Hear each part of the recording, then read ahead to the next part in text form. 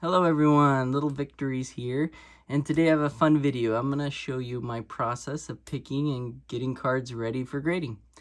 And yeah, I've been grading cards really since 2002. I just looked back in the PSA, my account, and it's still in the system. My very first submission was in August 2002. It was like a 10 card sub, and it was fun looking at which cards I sent in at the time. A lot of them were from my childhood favorites, and if you want me to post the results of those down in the comments, let me know if you're interested. But yeah, let's get started. So I think you should always submit cards yourself. You know, there's a lot of things that can go wrong if you use group submitters. Maybe I'll make another video venting about all that stuff at another time. But it's honestly, for me, there's nothing more exciting in the hobby than when you get the grades back. You know, good or bad, it's so exciting to see how you did.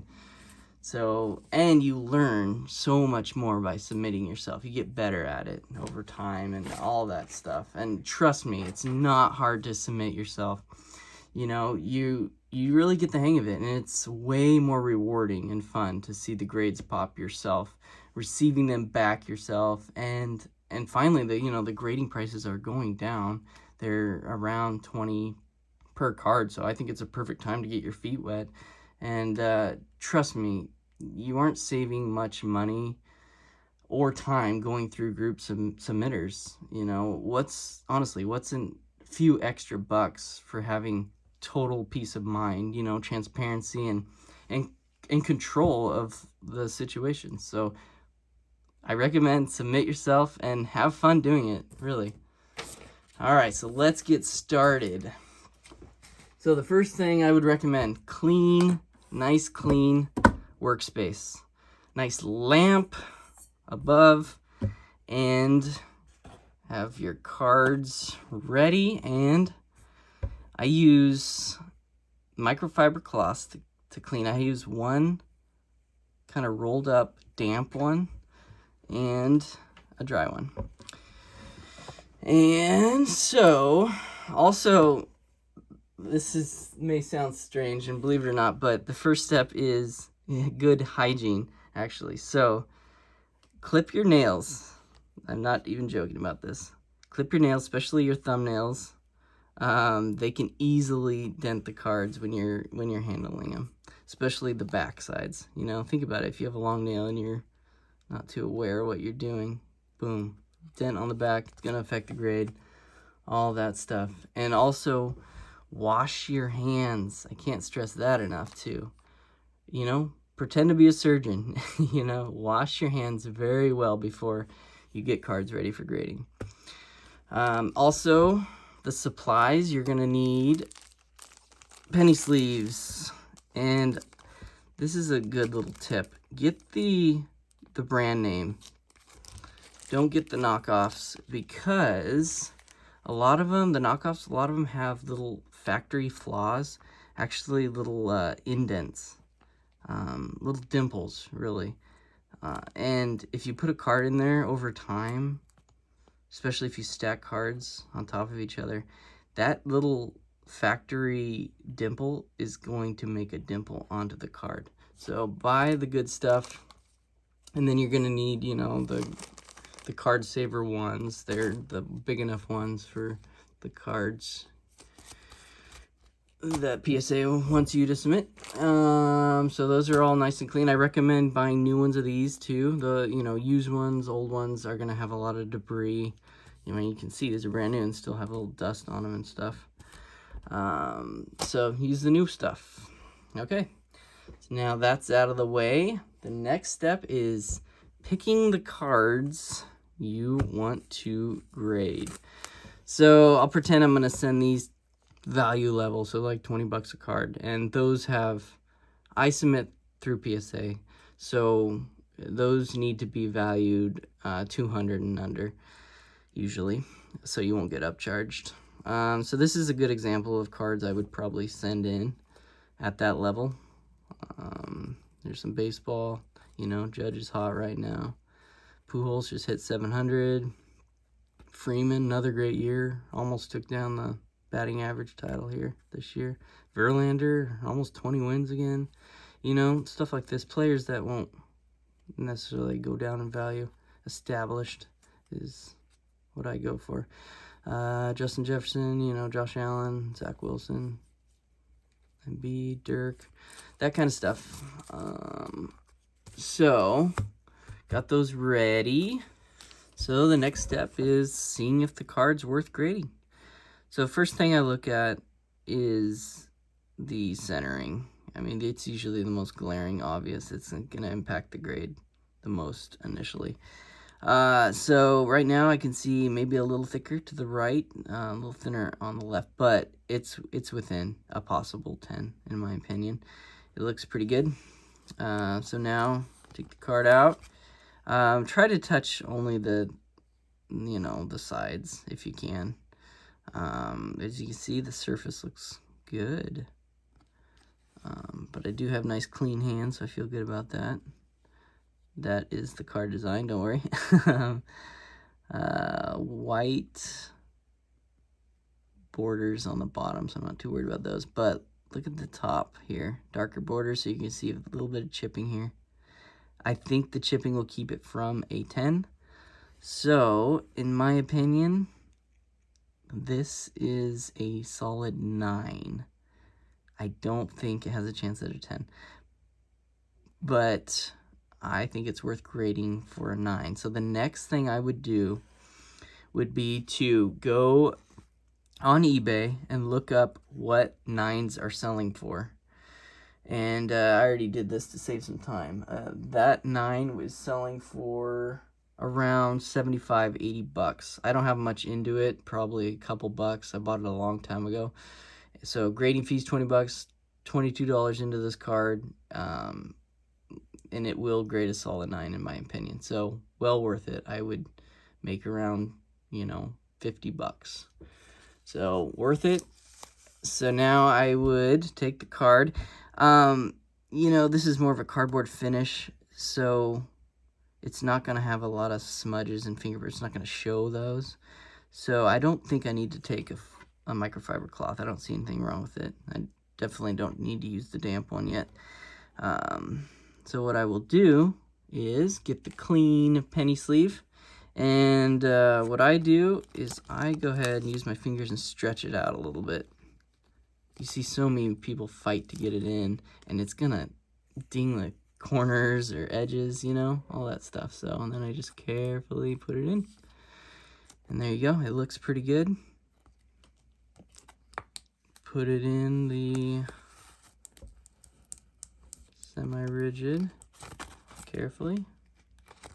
Perfect. There you go. It's ready. I think it'll get a 9. The next example is a fun card. It's a 2005 Albert Pujols. It's the gold version. I think it's numbered out of 2005 right there. This is a card I like to send in because it's going to have a low pop. You see the gold borders and corners are going to be easy to chip. So there's going to be not a lot of 10s of these. So first thing I look at, centering, a little thicker on the right, thinner on the left, but like the judge, I think it's within a possible 10. Corners look great, surface, great. And the back, my only little concern is the edges. See that little bit of kind of chipping, which was how it came out of the pack, I'm sure. Just probably normal to that year. Occasionally, I'll just kind of rub the edges down a little bit like that. Sometimes it helps. There you go. You see what I did there? Again, it doesn't look like I need a lot of wiping or cleaning of the microfiber cloth, so it looks good. I think this has a real shot at a 10, to be honest. But worst case, a 9. And I looked at the values. A 10 is actually around a $300 card. So great profit margin there. A 9, worst case, I think this is for sure a solid 9. A 9 goes for around 60 bucks. So I'm probably into this card $1. I got it a long time ago, probably in the collection. So well worth it. I'd only be into it about 20 bucks. So even worst case, it gets a 9. I'm still gonna make out some money on this. So it looks good. Put it in.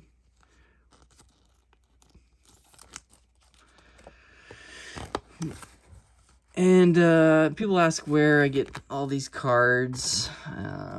I would say mainly I buy off of ComC and eBay, mainly eBay at this point. Also card shows in my local area. I'm in Oregon, so the Portland Card Show is where I did a lot of my buying for 10, 15 years. And it's also where I'd find the people that had collections. I'd, buy collections from the people at the shows. So I don't do a lot of that nowadays because my inventory is still massive. I tend to hold on to a lot of the collections, and so a lot of these are still from years back. We'll move on to some football. We'll do this Justin Jefferson. He is an up-and-coming wide receiver, having a couple great seasons already, and starting out hot this year. So as I can see, it's a little thinner. See that on the bottom than the top centering? So it's ruled out a 10. I can already see that.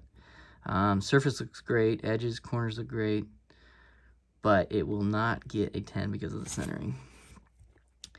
Maybe a little slight ding on that top right. Nothing major on the bottom, so it looks good. No back indents or anything.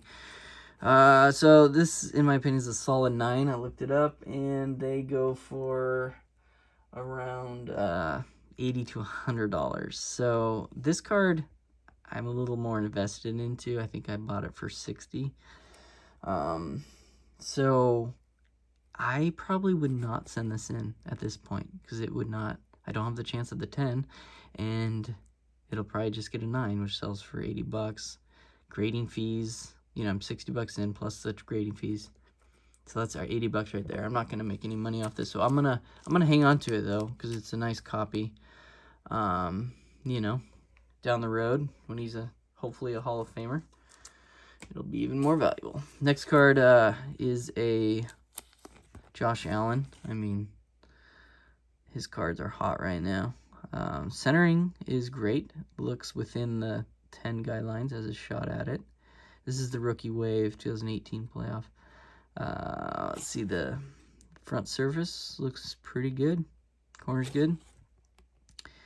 Let's see, back corners look good. Okay, so these corners I'm maybe a little concerned about. You see a little white chipping on the top. And that corner, look at that. See? White chipping. So, again, ruled out a 10, in my opinion. It will not get a 10. But a 9, yes, I think it has a good shot at a 9. So I looked that up, and a 9 sell for around $80 to $100. This is a card in a collection probably I spent $1 or $2 on a long time ago. So worth it. No brainer there. It is a send-in card. Get in here, and it's all ready to go. Okay, I'll flip through. We'll just do a few basketball real quickly. You kind of get the hang of what I'm doing here. This card is the 2014 Joel Embiid silver.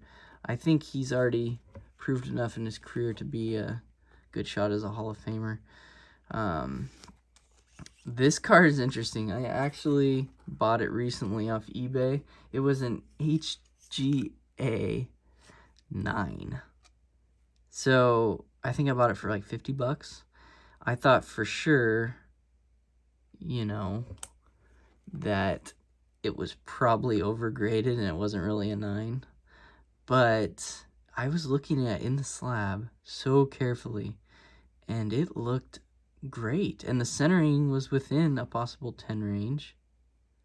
And this one, I'm not worried about trimming or anything or altering. You know, it's a thicker stock chrome card. That's going to be hard to trim. But I would usually worry about that because a lot of people send their trim or alter cards to companies like HOA. You can tell I have a mortgage in HOA. HGA. So I was skeptical, but the card looked great. So I went ahead and snapped it out. Maybe something right there. And it looks like it would grade a PSA 9. So I think it would for sure cross over. And to be honest, it has a shot at a 10. I feel confident it could get a 10. And if you look at their subgrades, it has a 8.5 centering. Or no, sorry, 8.5 surface. That's the only thing I can maybe think. But I still think that's part of the card. Factory. So this card I think I would clean a little bit, just to be sure. So I would use the quick little damp wipe. There you go. And then quickly wipe it off. Quickly wipe it off. I do the first half. And then flip it and just do the bottom half.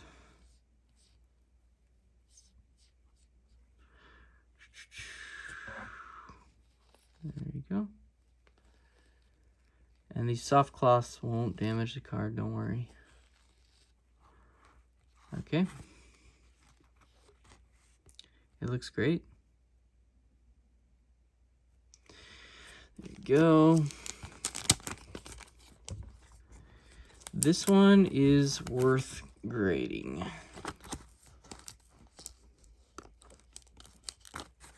I looked up the values. In a PSA 9, it's probably around 125.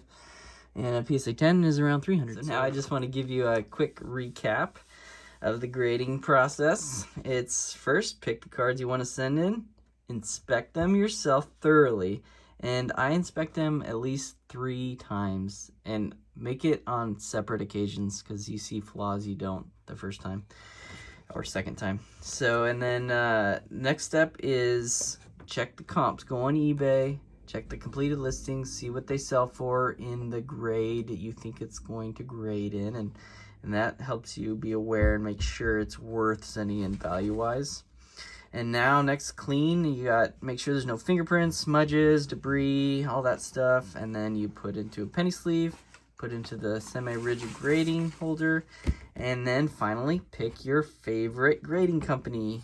Fill out the online submission form, send the cards in. Simple as that. And now people ask which grading company I prefer or use, and it's probably pretty obvious by now, but I use PSA. I mean, like it or not, at this time in the hobby, PSA, they rule. They help your cards sell for the most money. But now if you're just an awesome collector not looking to make money, then I recommend SGC. They are so consistent and they have that nice clean slab, and I would say they're number 2. Number 3 would be still Beckett, in my opinion. I know they've had a rough couple years and not much progress really, but I still like their thick, nice slabs. I still like their subgrades, how they do subgrades. So they're my number 3. Finally, I want to say, just don't get frustrated.